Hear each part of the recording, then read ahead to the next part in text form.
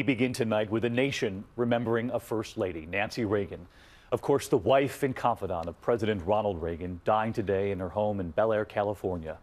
She will have a lasting legacy as First Lady, fiercely loyal to her husband, wielding her influence behind the scenes in the White House, even during press conferences, known to help the president. Americans remembering so many moments. In her later years, that poignant moment after the death of her husband, saying her last goodbye before he was laid to rest. President Obama today praising her for becoming a voice for millions of families living through the pain of Alzheimer's after the death of Ronald Reagan.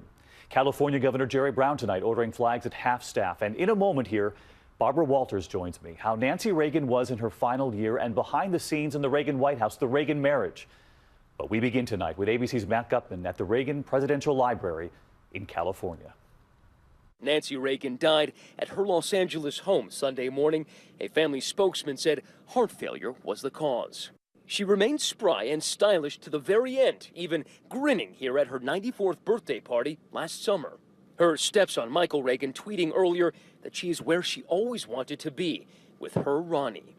Tonight, condolences pouring in. Fellow First Lady Barbara Bush writing, "We take comfort that they will be reunited once more."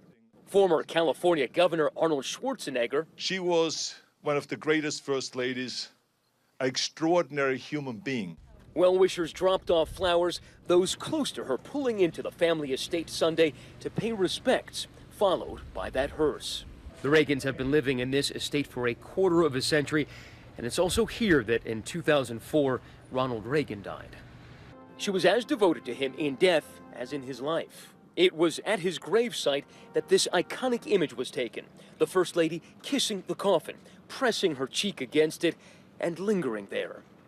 Year after year visiting that gravesite, and on the 10th anniversary of his passing in 2014, seen in that wheelchair.